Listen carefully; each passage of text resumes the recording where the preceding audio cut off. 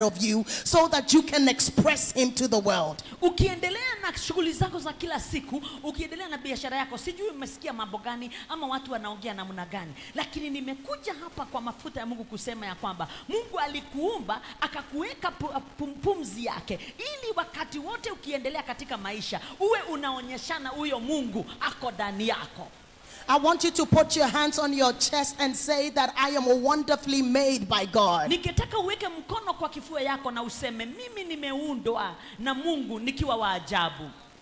Niliumbwa nikiwa wa ajabu. I want you to put your hands on your chest and say that I am God's gift in this world. Ebufu weka mkono kwa kifua useme ya kwamba mimi ni zawadi ya Mungu kwa dunia hii. Mimi ukiniona burudi hii Bujumbura, mimi ni zawadi. Mungu ameniweka hapa nikiwa zawadi ya watu wa burudi. Mimi Mungu atanitumia kuwa baraka kwa wengi. Weka mkono sema mimi. Mungu atanitumia kuwa baraka maana mimi ni zawadi. And I want you to put your hands on your chest and say that God is about to do great and mighty things through me. Weka inua mkono sema ya kwamba Mungu atatenda makuu burudi hii na dunia hii akinitumia mimi. And the Bible says in Genesis chapter 1 verse 28, the Bible says in Genesis chapter 1 verse 28 that after God created them, he blessed them.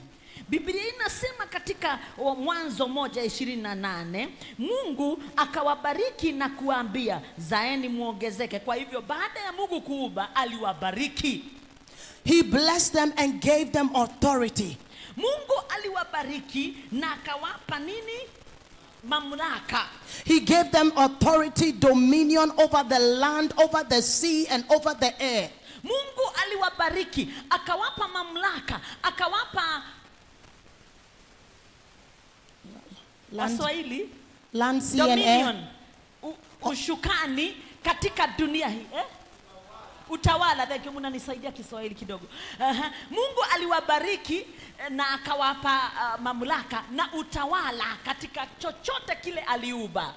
And so I decree and declare that all the elements of the world is about to conspire to favor you. Nimesema na natakaza ya kwamba mipangilio yote ya Mungu kuumba mbingu na dunia na kubariki watu, Mungu alikusudia tu kukubariki wewe ili maisha yako na yangu iwe ni maisha imebarikiwa. And the reason they are conspiring to favor you is because God has given you authority over it. Ni Mungu amepanga vile wewe na mimi tutapata kibali na ameweka mamlaka ndani yetu ili ile kibali tukipokee sisi. And that is why we see that when Joshua was in a battle, God says that I will not let the sun set until you have won, because the sun has to submit to Joshua. Ebu sikiza, wakati Joshua alikuwa katika vita na alifika mahali akamwambia Mungu, simamisha jua, haitaendelea lisimame mpaka niweze kushida. Ni kwa sababu Mungu alimpatia binadamu nguvu na mamlaka juu ya kile chote aliumba. Kwa hivyo tuko na ushindi na mamlaka na utawala kwa yale mambo yote Mungu aliumba. Hallelujah. I decree that the sun and the moon and the stars and the sea and everything will stand still until you prosper in the name of Jesus. Hallelujah. Kwa mafuta ya Mungu juu ya maisha yangu natangaza katika jina la Yesu ya kwamba nyota zitakuheshimu wewe, mwezi utakuheshimu wewe, jua litakuheshimu wewe, mpaka kile Mungu amepanga kufanya afanya akikutumia wewe, lazima wewe ung'ale na ukue mshindi kwa kila jambo katika jina la Yesu. Hallelujah.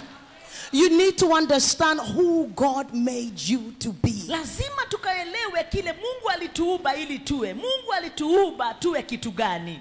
What you don't know is the devil is afraid of you. That is why you are coming against all manners of oppressing by the enemy. Ni vema uweze kujua ya kwamba shetani huwa anapanga usiku na mchana kukushusha chini, kupigana nawe. Ndio unapitianga mazito yenye kila mmoja wetu anapitia. Ni shetani akitaka kusimamisha wewe usifanyike kile Mungu alikuumba na kusudia kufanya katika maisha yako. Many of us have handed over our birthright to the enemy. Wengi wetu washapeana urithi wetu wa kiroho kwa shetani. If you don't know who you are in Christ Jesus and you don't know what belongs to you, the enemy will come and sell to you that which was already yours. Unajua kama wewe hujui urithi wako, kama hujijui wewe ni nani katika Mungu, shetani atatumia majia zake aje aconfuse wewe, aletewe shida ili uweze kukosa kuona na kujua mpango wa Mungu juu ya maisha yako na haki yako katika ulimwengu huu. We see that the Bible says that after God says, "This is my beloved son in whom I am well pleased," Jesus is taken into the wilderness to fast for 40 days and 40 nights. And after he was done with the fasting, the devil came and said to him, "Bow down to me and I will give you all the kingdoms of this world," when the kingdoms of this world already belong to Jesus. Wow, wakati Yesu alibatizwa, mbingu likafunguka, rima zeka pateda lazia. Mbingu likafunguka na Mungu akanena kuhusu Yesu Kristo na akasema, mtoto wangu huyu mwenye nitatumia, ukuu wote uko juu yake. Baada ya yale alipelekwa jangwani na akiwa kule akapitia katika mateso siku 40, na baada ya siku 40 shetani alikuja kutest Yesu, akamwambia kwamba hizi vitu ni zangu, niinamie. Shetani hakujua ile vitu na zile vitu sio zake, ni za Yesu, lakini anataka kumuonyesha kama hujui. Shetani atakuonyesha kama hujui ya kwamba wewe huna kitu, lakini hizo vitu zote ni zako na Mungu amekupatia. Many of us do not know the hidden treasures that are in these earthen vessels. Wengine wetu hawajajua hidden treasures. Wengine wetu hawajajua utajiri wenye umefichwa katika Mungu. When the angel came and met Gabriel, he called him mighty man of valor.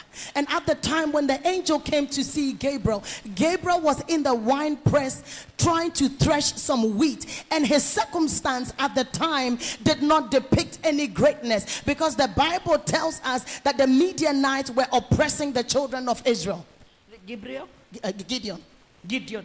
Wakati malaika wa Mungu alishuka kwa Gideon, tunajua hadithi ya Gideon, walikuwa shetani alikuwa amekusudia, wacha vile tu nimeelewa na nakosa maneno kabisa, lakini nataka ingie. Wakati shetani alikuwa anaendelea kusuppress ili Gideon asifanyike kile Mungu alikuwa amepanga, lakini malaika wa Mungu wakaingilia kati ili ile mpango Mungu alikuwa nayo kuhusu Gideon ikaweze kutimika. It was not till the angel of God came to reveal to Gideon who he was that he arose up. Ni mpaka wakati malaika wa Mungu alishuka akaja kufunulia Gideon ili Gideon aweze kujua yeye ni nani ili aweze kuinuka. The Bible says that after Gideon had a revelation of who he was, he blew his trumpet and 190,000 men assembled to him. Biblia inasema ya kwamba wakati Gideon aliweza kutambua na kuelewa yeye ni nani, kama vile siku ya leo tutaelewa sisi ni kina nani, Mungu alimpa neema na kibali akaweza kupigana na watu 90,000 kama vile amesema, akaweza kushinda mingi na kuwa na ushindi mwingi kwa sababu aliweza kuelewa yeye ni nani. Beloved, I have come to announce to you that you are a mighty leader and you are a mighty business and ministry leader. Nimekuja kukutangazia ya kwamba wewe ni kiongozi shupavu, wewe ni kiongozi anaenda bali, wewe umechaguliwa na unapendwa na Mungu, wewe ni shupavu mbele ya macho ya Mungu. Stop allowing your environment to determine who you are. Usikubali yale mambo imekuzingira vile unaona na macho yako ikuambie wewe ni nani. Katika macho ya Mungu wewe uko na utawala kama wa Mungu. You must tell your environment who you are. Lazima uongee na yale imekuzingira. Anza kuambia hilo mambo imekuzingira, ujui mimi ni nani, kwa sababu wewe lazima ujijue.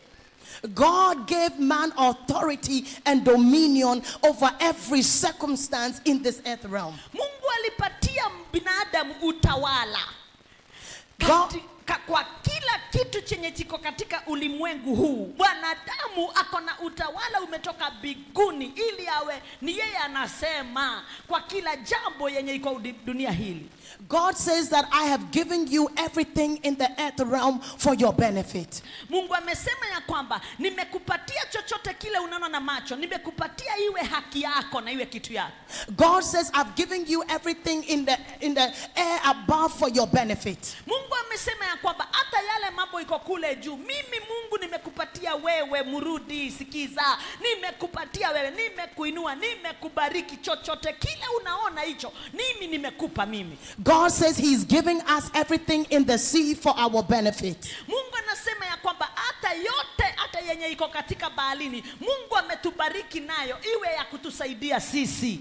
It is my prayer that after today, when you go in your closet and you shut your door, you will begin to stand in the authority and the dominion that God has given you, and you will begin to make declarations in the realm of the spirit, and the devil and the demon cannot withhold you, because now you have a revelation of whom God called you to be. Lazima ukaweze kuelewa wewe ni kina nani na vile Mungu amekubariki. Siku ya leo tukitoka hapa, ukienda nyumbani kujifungia kwa rumu yako, ni vema wende umshukuru Mungu ukijua ya kwamba umeshajua ya kwamba amekupa ushukani, amekupa urithi, amekupa mamlaka. Wewe ni mkuu, umebarikiwa na umeinuliwa. Ukirudi kwa boma yako, jikumbushe yale uweze kusimama kama mtu amebarikiwa, ili ukiendelea katika maisha unajua wewe ni nani kwa macho yake Jehova. Hallelujah.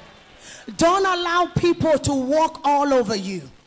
Usikubali watu wakuzingile wenye wanakushusha chini. Don't allow witches and warlocks and demons to walk all over you. Usikubali pepo chafu, usikubali witchcraft, uchawi na pepo zote chafu watu wakuzushe chini. Usikubali. Wewe umebarikiwa, umepewa utawala, umeinuliwa na Mungu. Because the Bible says that God has given you authority to walk upon serpents and upon scorpions, and you will be victorious. He says that 1,000 will fall at your left and another 10,000 at your right, and with your eyes would you see the reward of the wicked, and no harm will come anywhere near you. Usikubali kutumika na shetani kukuzusha chini, kwa sababu Mungu amekupa hii mamlaka. Nataka kuisoma katika Biblia, amesema Zaburi 91. Huna haja ya kuogopa vitisho vya usiku, wala shambulio la ghafla la mchana. Huna haja kuogopa bali zukalo usiku, wala maafa yatokeao mchana. Pale hakika Mungu atakuokoa katika mitego, atakupiga kukinga na maradhi mabaya, atakufunika kwa mabawa yake, utapata usalama. Ameendelea katika Zaburi 91 ukisoma yale. Hallelujah. Genesis chapter 1 verse 31 says, Mwanzo 1 mstari wa 31 inasema, this was immediately after God created man. Hii ni baada ya Mungu kuumba mbingu. Niwakumbushe ya kwamba nimetoka Kenya, ninaongea Kiswahili yenye sijawahi fanya, lakini neema ya Mungu yanitosha. Kwa hivyo elewa kile ninafanya. Amen. This was after God created man, blessed them and gave them dominion. Baada ni Genesis 1? Genesis chapter 1 verse 31. Katika Mwanzo 1 mstari wa 31 tunaelewa ya kwamba Mungu akaona kila kitu alichokifanya kuwa ni chema kabisa. Ikawa jioni, ikawa asubuhi, siku ya 6. Mungu aliona chote, Mungu akaona kila kitu alichokifanya kuwa ni chema kabisa. It was Genesis chapter 1, Genesis 1:31. I don't know if the table on there was looking. Genesis chapter 1 verse 31. Yes. And it says that God saw that all he had done was very good. Mungu akaona kila kitu alichokifanya kuwa ni chema kabisa. Alikuangalia akasema wewe ni mwa. And that was the morning of the 6th day. Na hiyo ilikuwa asubuhi ya siku ya 6. Beloved, I want you to watch something with me. Ningetaka uangalie kitu hapa. The Bible says that on the first day God made light and he saw that it was good. Biblia inasema ya kwamba siku ya kwanza Mungu aliumba mwangaza na akasema mwangaza uko sawa. On the second day God made the sky and he saw that it was good. Mungu akaumba hewa na akasema ni sawa. On the third day he made the sea and the land and he saw that it was good. Mungu aliumba anga liwe katikati ya maji, liyatenga maji. Mungu akaumba yote, aliumba pale, aliangalia na kusema yote ni sawa. On the fourth day he made the sun and the moon and he saw that it was good. Siku ya nne akaumba jua na mwezi na aliangalia kusema yote iko sawa. On the fifth day he made all the fishes and all birds and all living creatures and he saw it was good. Mungu aliumba samaki, akaumba zile ndege tunaziona zote, tunaziona na akasema yote iko sawa. Then on the sixth day he made you and I and he saw that it was good. Lakini siku ya sita Mungu alikuumba wewe na akaniumba na akasema ya kwamba tuko sawa kwa macho yake. The sun has not stopped shining. Imana ishimwe tena ya kwamba tangu Mungu aumbe jua haijawahi goma. The moon, kwamba sitaangaa kwa watu, ndio nimegoma, hakuna kuangaa. Ira katoza taya. Jua limeendelea katika kazi yake yenye ilipewa na Mungu. Hallelujah. The moon has not stopped giving light. Mwezi usiku hatujawahi enda tunakuta mwezi umegoma useme ya kwamba leo watakaa hivyo warudi ni waende kwao. Mwezi bado waendelea kung'aa, hujawahi goma ama kugoma kwa yale Mungu, kwa mahala kazi yenye Mungu alipatia mwezi ufanye. The land and the sky and everything are still where they are and they are still good. Mungu akaumba vitu katika nchi yote, mimea, vitu tunajionea, na zote alisema ziko sawa, na zote zina grow ama zinakuwa katika mahali Mungu aliziweka kwa ardhi. Why is it that we are not good? Kwa nini binadamu akose kuwa sawa na akose kuheshimu na kuendelea kile Mungu alimfanya? Kwa nini binadamu? God has already given you permission. He gave permission to the sun to shine. He gave permission to the moon to give light. He gave permission to the land to bring up crops. He gave permission to the sea to begin to bring out all manners of creatures. He gave permission to the skies for birds to flow in it. And he gave permission to you and I to be fruitful and multiply and replenish the earth. And so he saw that it was good. I have come to decree and declare to you that you are good, and so therefore you must do according to the assignment that God has placed in you. Lazima ukafanye, wewe na mimi tukafanye kulingana na ile jukumu Mungu alitupa tufanye. Lazima tuendelee, kwa sababu jua liliendelea kuangaa kwa kule Mungu aliweka, na akasema ni sawa. Nyota zikaendelea, mwezi zikaendelea, mahala pote angani kule chini kwa ardhi mimea inaendelea, iko sawa. Lazima sisi wa Kenya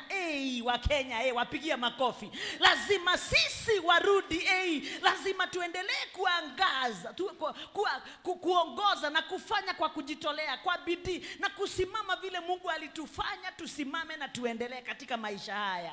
Hallelujah. I want you to know that there is nothing wrong with you. Ningetaka siku ya leo katika biashara ile unafanya, katika maisha yako, katika kila siku naamuka, ujue ya kwamba hakuna kitu baya kama maisha yako. But sometimes the devil wants to tell us there is something wrong with us. Lakini shetani anatunongozea hapa, anataka kutuonyesha ya kwamba mambo imeharibika kwa maisha yetu. Lakini hakuna. Hebu sema no. Sema hapana. Hakuna kitu imeharibika katika maisha yetu. You possess the DNA and the characteristics of God. Nani alisema hawa wanaenda na ndege wanakaa Europe ndio wataenea kutuliko? Mnanisikia? Najua hasikii kile ninasema, mnanielewa? Haelewi. Nani alisema ni wao wataenea na sisi tubaki kule chini? Mnanisikia? Tukatae na tuseme hata sisi ni wakati wetu kuinuka. Hawa ndio watu wa kukaa na madora na kukaa na mapound, na sisi tukae kule chini. Lazima warudi wa Kenya tuseme hebu sema nenda hiyo ni Kiswahili kusema nimekataa. Tumekataa. Kwa sababu kuna kile Mungu alikusudia kufanya. Kwani Mungu aliumba are they different from us? No, they are not different. Hawako tofauti na sisi. Lazima tusimame na tuseme na sasa ni sisi. Muhula huu na wakati huu na mwaka huu ni sisi tutainuka. Sio watu wa Britain peke yake. Kwani Europe na America ndio wako na Mungu mwingine? Do we belong to a lesser God? Sisi si wa Mungu mdogo. Sisi ni wa Mungu mmoja. Sema tunainuka. We are rising in Jesus' name. Hallelujah. Tell them that I said the second session I will come and talk to you about how God took me from being a divorced mother of twins without any papers in United Kingdom, without the finances and the resources, but God was able to turn things around because I took him at his word. Sikiza. Simusikie, nimurajigwa, munanisikia? Busikiza. Hatunakuwa tunaangalia macho tu Amerika na Europe. Wakati wa Afrika ni sasa. Najua mimi niko na hore anga. Ushawahi kasirika ile kukasirika wa roho. Ya kuona ninangengana kwa mambo na huyu mama hakuna kitu angengana huyu. Huyu mnaona hapa huyu amebarikiwa. Huyu mama mnaona hapa alidivorciwa, alifukuzwa, aliachana na mume wake akiwa msichana mdogo. Najua vile watoto wanatoka shule tu hivi anaoleka hata hajamaliza shule. Akapata watoto wawili twins. Akaendelea hivi mwanaume anaangalia msichana staki huyo akamtupa huyo. Na akawa mwingine. Mama akaanza kungengana na watoto wake wagapi? Mtaongea wagapi? Na ni mapacha. Akingengana huko mtu akakuja akamsaidia kwenda ng'ambo. Sema sawa. Wakati alienda ng'ambo anangengana kule hana makaratasi, hana pesa, nothing, she didn't have anything na watoto wake. Lakini akikaa kule akapendwa na mtu. Lakini akipendwa na mtu alipendwa kama already amechukulia kile Mungu amesema kuhusu maisha yake. She took what God says about her. Hakuchukua kile dunia inasema. Alikuwa amesimama. Alipendwa na mtu mwenye aliona huyu mama ni hard working. Sio mume wake, busikiza. Sio mume wake alikuwa na pesa akamsaidia. Ni yeye alisaidia mzungu na pesa. Mnasikia? Mabuku sikia hiyo. Ni nani alisaidia? She's the one who is a blessing to the husband. She's the one doing great business to the husband. God lifted her. Akiwa kule kwa sababu alichukua neno la Mungu. She took the word of God and walked the word of God. Akachukua neno la Mungu akaenda ile. Sasa tunaporudi after break, wakati tutatoka break, atakupatia zaidi. Mungu aweza kukuinua kutoka ile biashara ya tunatengeneza 10,000 ya burudi, unaona uko na pesa. Mimi nilifikiria 10,000 ya burudi nitashona nguo. Hakuna.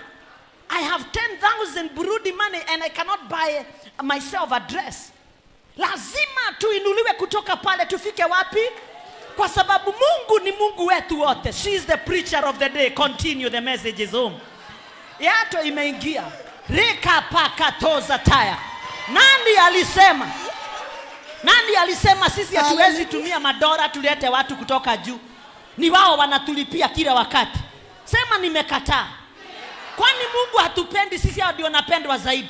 Wanashika madora, mapound. Alikuja na pound kule zikakosekana. Anajaribu kubadilisha pesa. She wanted to change her money but there is no money in Burundi. Are you telling us that Burundi we are cursed? No. Sisi tumelaaniwa. Hapana, sisi God is our God. Amen. Amen. Wacha tubadilishe mawazo yetu. Let us change our thinking.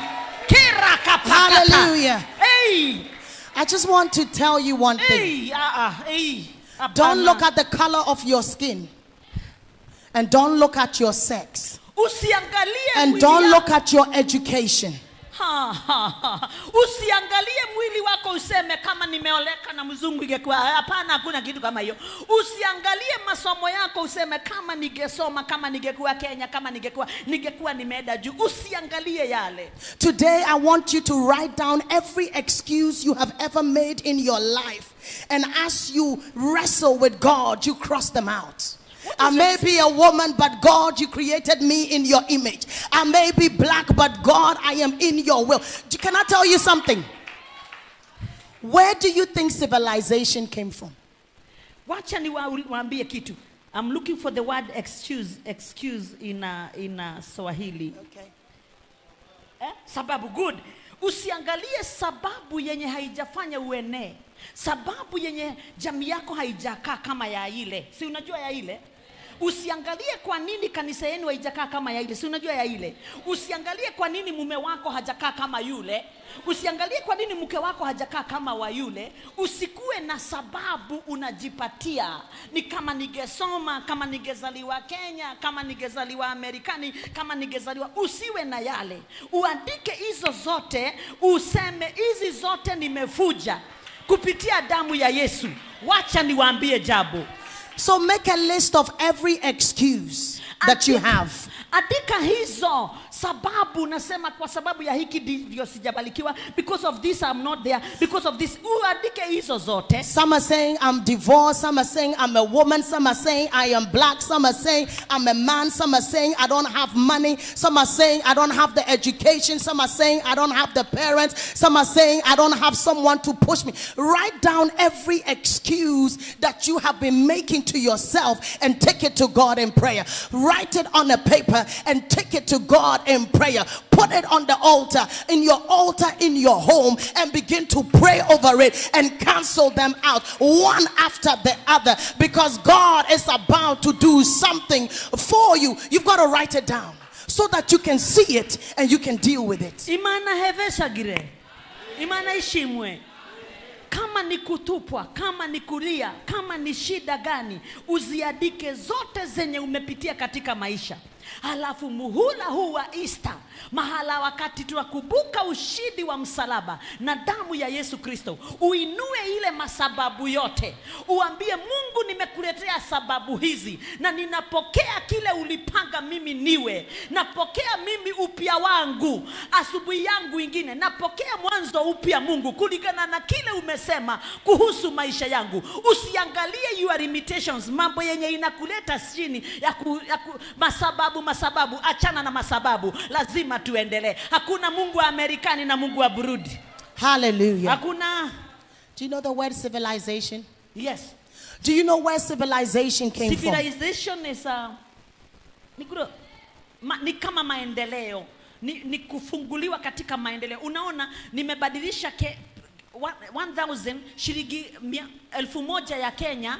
Ukibadilisha huku ni shilingi zenu 54,000 54,000 1000 ya Kenya. Lakini nikibadilisha kwao, nasi kwetu, nikibadilisha 1000 ya 1000 ya kwao, kwetu ni 1160. Unaona bado zinateganisha. Anaongea kuhusu civilization, vile tunaenea, vile tunapata maendeleo katika maisha. What is it about civilization? So civilization in the West came from Africa. If you read history, civilization came from Africa. It came from Ethiopia, it came from Egypt, and it went to Europe. We used to go and lecture the Europeans. If you go back and read history books, civilization came from Africa, and they took our brains, they took us. We used to go and lecture there, and they developed their economy, and they squashed our economy. Civilization ni maendeleo, si ndio? Anasema ili wa Amerikani na Europe kwao kule Britain, ili waweze kuenea na wakuwe civilized kabisa, mambo yote ilitoka Afrika. Hapa Ethiopia, si Ethiopia ni Afrika. Mambo ilianza hapa Afrika. Halafu wale wakachukua watu wetu, wakawafanya watumwa kule. Wakawachakua, wakanyakua kule. Kwa hivyo sisi ndio tuliwasaidia kuweza kuwa civilized, waweze kuwa maeneo ya juu. Ilianza na sisi. Sasa tunapata uregesho wa sisi kuwa kile Mungu alipanga na mipangilio ya Mungu. We are getting back what is yours, as what we are saying. Yes. Because it started with us. It started with us. We took it to Europe. If you go and read about Augustus and all of those, they were African preachers and African theologians who were taken to Europe to go and teach them. Imagine walituma hapa wenye ni mathiolojia, wahubiri wenye wamesoma theolojia kama huyu mama. Haya, wakawachukua, wakawapeleka kule ili waweze kufundisha watu wengine. Siku ya leo watu wetu ndio wanaenda kufagia na kuosha choo na kufanya kazi zingine Amerikani na kule Britain, si ndio? Lakini sasa tunasimama kupokea kile Mungu alipanga na alikusudia kuhusu maisha yetu. So I want you to know that if each and every one of us in this room decides after we walk out of here today that we are going to make Burundi great again, we are enough to make Burundi great. Sisi vile tuko hapa Tuweza kuwa hatuko wengi sana, lakini naona maelfu, hii maelfu 2000 hivi zaweza badilisha Burundi yote, ili Burundi irudi katika Burundi ifanye nini? Irudi katika mpangilio wa Mungu na vile Mungu alikusudia Burundi iwe. Sisi itaanza na sisi. Ambia mwenzako itaanza na wewe. It will start with me. It will start with me. Stop waiting on government because you and I are government. Ebusikia, hey. Wacheni kugojea serikali kuja unisaidie. Serikali kuja unisaidie. Serikali ni wewe. Serikali ni mimi. Sitagoja serikali ije inifanyie. Mimi nitasimama kwa imani na nimwamini Mungu na nitabadilisha Burundi mimi. Nitabadilisha Kenya na wewe badilisha Burundi. Hallelujah. God has given us the ability to be problem solvers. Mungu ametupa jukumu na ametupa uweza wa kuweza kunyakua ile mambo yote yenye hatuoni, ile alipanga katika maisha yetu. Mungu ametuwezesha. What has made America and other places great is because they solve problems. They solve many problems. They solve many problems. I love that. Wait a minute. Of course. You get paid when you solve problems. Hey, ebu sikiza hii. Imana ishimwe. Hey. America na Britain wamefanyika na wameenda level ingine ya juu sana, wakaka kuinuliwa na wameenea zaidi kwa sababu ni wao wanaleta suluhisho ya shida mingi katika maisha ya watu. Hata hapa Afrika, suluhisho za mambo mingi sana Afrika zinafanywa na watu wametoka Britain, zinafanywa na watu wametoka Amerikani. Kwa hivyo wewe ukiweza kusimama uweze kuleta suluhisho ya jambo, utalipwa. Wanalipwa kwa kuleta suluhisho. Mungu aweza bariki nasi na tukubali tumebarikiwa. Mawazo yetu hata sisi tuwe suluhisho kwa shida mingi kule. Mimi nitakuwa suluhisho ya nyinyi watu. Mimi. China was not a world power. But now China is great and become a world power because they are solving many problems. If you go through this room, majority of the stuff that we see says made in China. Anasema, piga makofi, clap for her.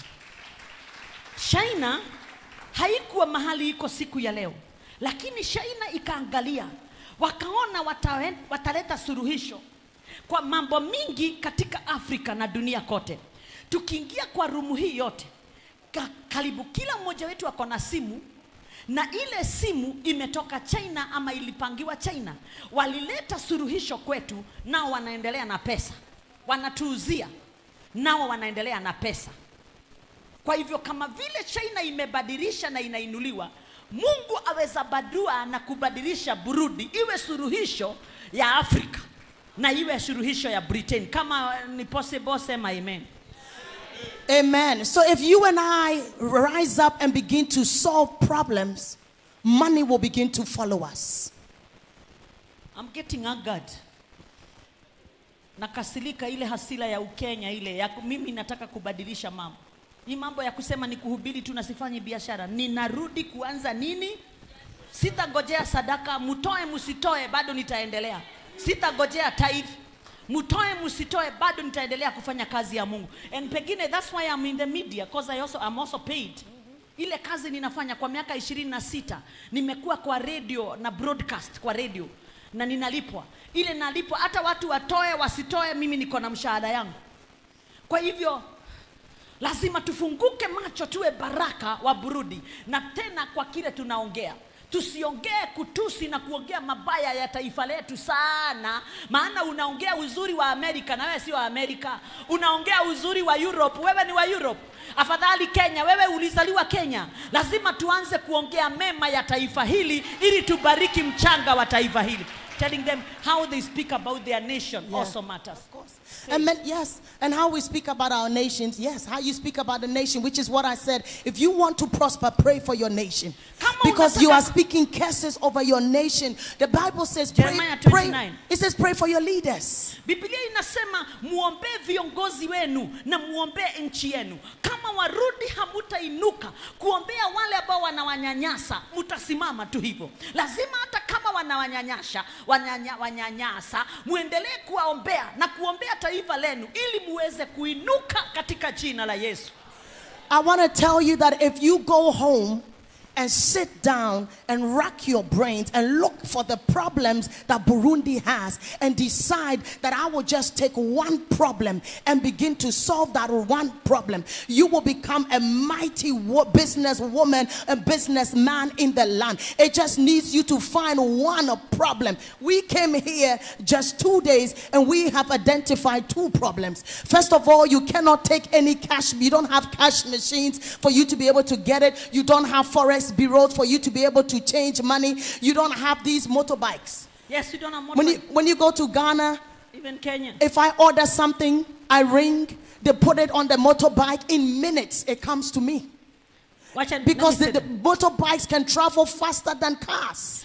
So something as simple as that, you don't have it. So if you even look in other African countries, what are they doing? And you decide to poach ideas, steal ideas from other African countries, you will become multimillionaires and billionaires in the land of Burundi. But whilst you are doing that, you will create employment for other people and you will make your nation great again. Sikiza, tuko sawa?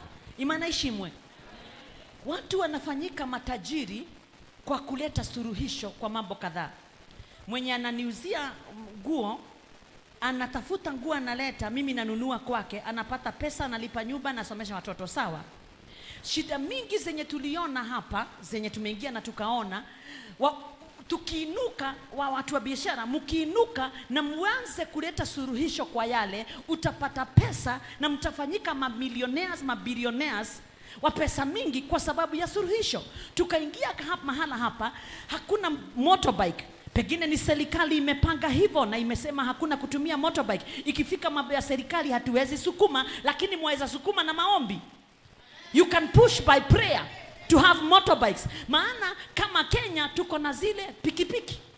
Pikipiki Kenya, mimi nikiwa kwa boma yangu, nikiona maziwa imeisha, napiga simu. Mtu wa pikipiki, dakika 2 maziwa iko hapa. Hii kuna nguo, kama nguo yenye nilikuwa nivae leo, iko kwa foodi, nilishonewa jana hapa Burundi. Sasa nguo haijamalizika, tumechelewa kukuja. Nikamwambia mchungaji tukimbia tusichelewe. Kama tungekuwa na mtu wa pikipiki, ningemwambia kimbia, chukua, leta, nivae. Dakika ngapi? Lakini hakuna. Nyinyi msikae tu hakuna. Hii serikali isema hakuna. Serikali ni nini? Ni nani? Ni wewe na mimi. Tuombe serikali, tuombe Mungu awaguze, awafungue macho, awasaidie ili waweze hata kukubalisha. Mambo zingine amesema tunataka kulipa na M-Pesa na simu, lakini watu wanasema siwezi lipwa na simu. Mkiinuka na muwe suluhisho. Ukiangalia shida, tumepita mahali tumekuta mtaro kubwa. Usiku mnafanya namna gani? Mtu akipita usiku waweza anguka kwa hiyo mtaro, maana haionekani. Ukiinuka na uende uandikie serikali ya kwamba ninataka kuja kuzimba hizi mashimo iko hapa, ukienda kuzimba ile mashimo utalipwa. Tafuteni shinda na muwe suluhisho ili mbarikiwe, muwe millionaires, billionaires na taifa yenu iendelee kukua. Sio kukaa na kusema serikali itafanya. Mambo zingine ni sisi tutafanya, tulipwe na serikali. Saints, that's powerful. You need to look at the problems that Burundi has. Angalieni shida yenye iko katika Burundi. Mkiwa wanabiashara mjiulize, nitafanya kitu gani mimi ili niweze kumaliza hii shida?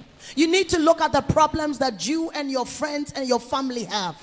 Angalia ile shida iko na wewe na jamii yenu, watoto wenu. Unaona ni kama kitu gani waweza fanya iwe suluhisho? Pengine ni kuanza kashule, iwe suluhisho. Pengine ni kuanza kitu gani hapa, iwe suluhisho. Pengine ni kuanza kuuza bao. Ukiona watu wanateseka, wanatafuta maziwa. Jana nilisema nipikiwe chai, akanunua ile maziwa ya uga. Ni kweli fani?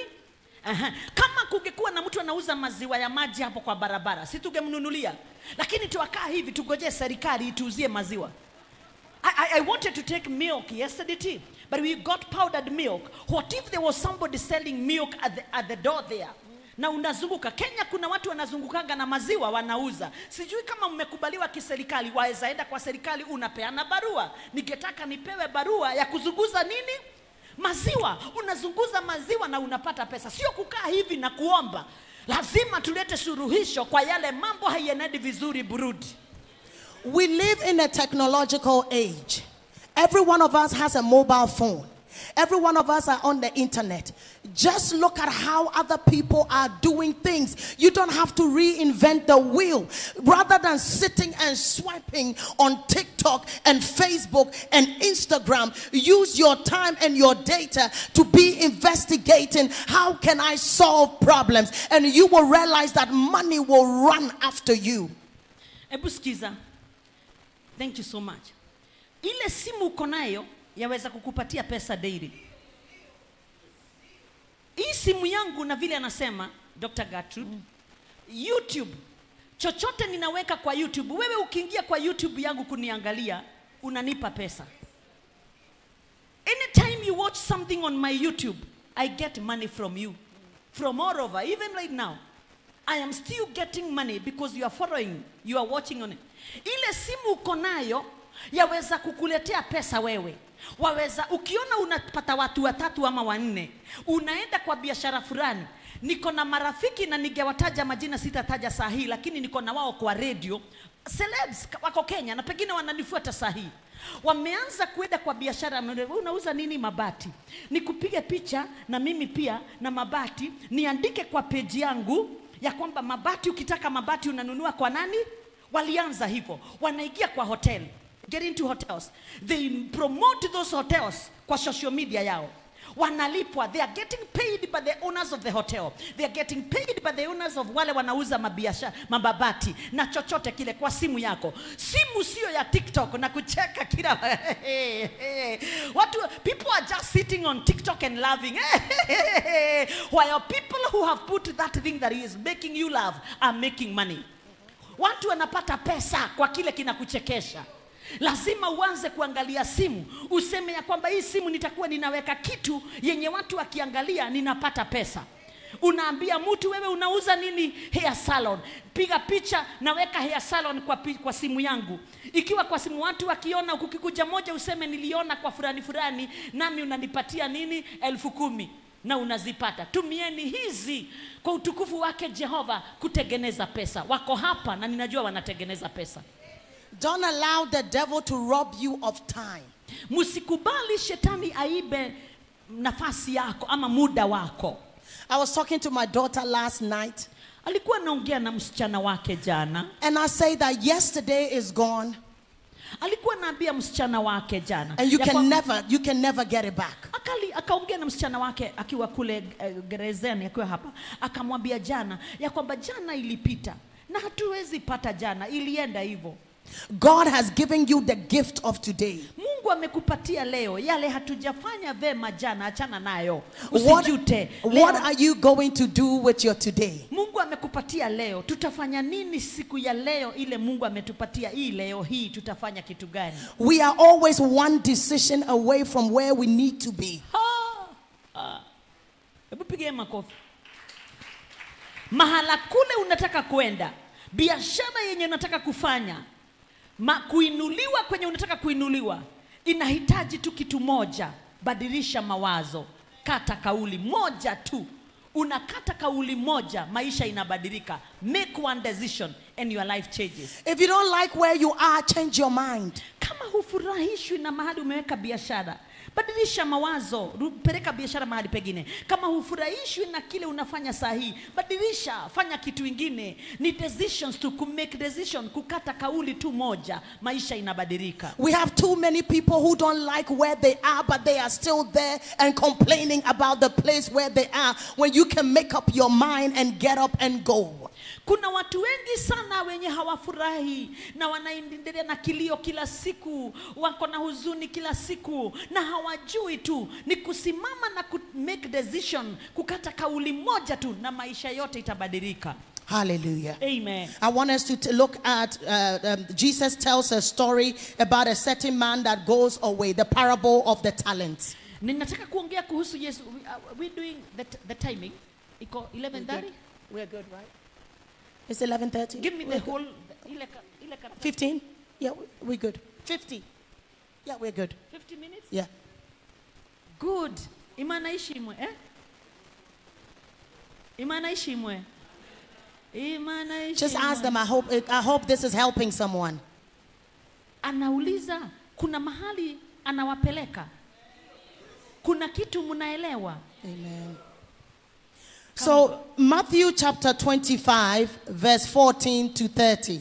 Wacha tuingie katika Mathayo 25. Ingia katika Biblia yako, kitabu cha Mathayo. I'll let you read it. Yes, Matthew 25. Yeah, Matthew 25 verse 14 to 30. You read it. Or ask someone to read it. Do you want somebody to read it? I'll read it. Okay. Mathayo 25, butuanzie from verse 30. Matthew 25, 14 to 30. Tuanzie mstari wa 14. Mathayo 25 mstari wa 14 na tusome. Wakati huo itakuwa kama mtu mmoja aliyetaka kusafiri ng'ambo. Alitaka kwenda wapi? Ng'ambo. Aliwaita watumishi wake, akawakabidhi mali yake. Akawakabidhi nini? Alimpa kila mmoja kadri ya uwezo wake. Mmoja fedha talanta 5, mwingine talanta 2 na mwingine talanta 1. Kisha akasafiri. Kisha akaenda wapi? Mara mstari wa 16, mara yule aliyekabidhiwa fedha talanta 5 akafanya kazi nazo, akapata faida talanta 5. Sema sawa. 17, hali kadhalika na yule aliyekabidhiwa talanta 2 akapata faida talanta 2.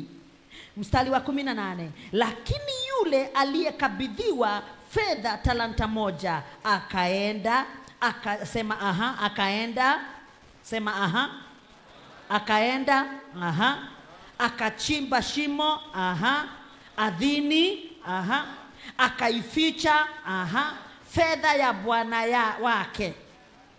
Baada ya muda mrefu, baada ya muda mrefu, yule bwana alirudi, akaanza kukagua hesabu ya matumizi na mapato ya fedha yake.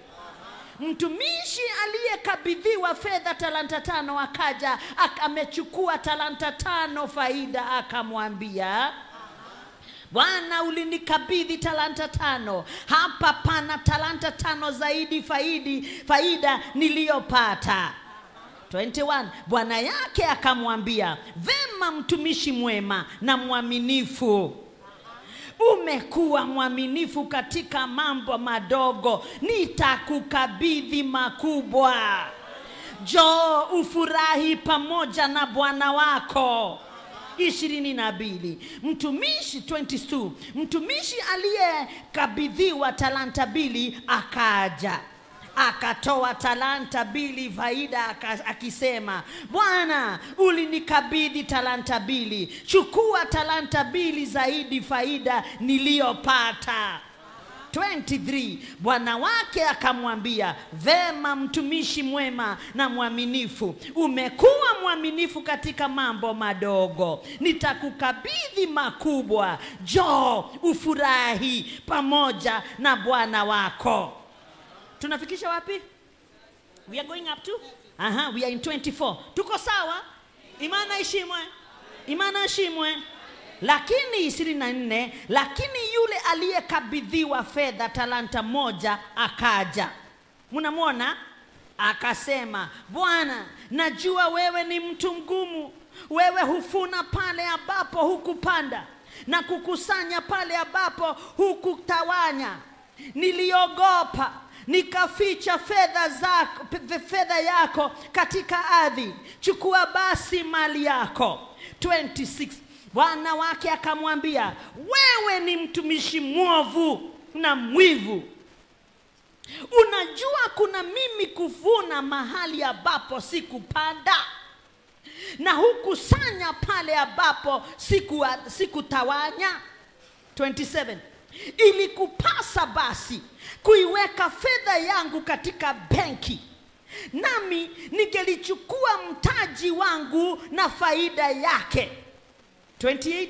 Basi mnyang'anyeni hiyo fedha, sema basi mnyang'anyeni hiyo fedha, mkampe yule mwenye talanta 10, sema haha. 29. Maana aliye na kitu atapewa na kuzidishiwa, sema aha. Lakini yule asiye na kitu, hata kile ako nacho kitachukuliwa, aha. 30. Na kuhusu huyo mtumishi asiye na faida, mtupeni nje gizani, huko kutakuwa na kilio na kusaga meno, sema saidia Jehova. Beloved, Jesus tells us the story about a man who is going away. Yesu ametupa hadithi ya mwanaume mwenye anatoka Burudi anaenda ugerezani. And he calls his servants to himself. Ni vile tu nimetumia pale, alikuwa naenda safari, akaita watumishi wake karibu na wao. To one he gave 1 talent. Mmoja akapewa talanta moja. To another he gave 2 talents. Mwingine akapewa 2. And to another he gave 5 talents. Mwingine akapewa 5. And he went away. Alafu akaenda zake. He didn't say anything to them. Hakuna kitu aliwaambia. But when he came back after a certain amount of time, wakati alikaa halafu akarudi, he came to take an account of what they had done with the talents. Alikuja kuangalia account, wewe umefanya nini na kile nilikupa.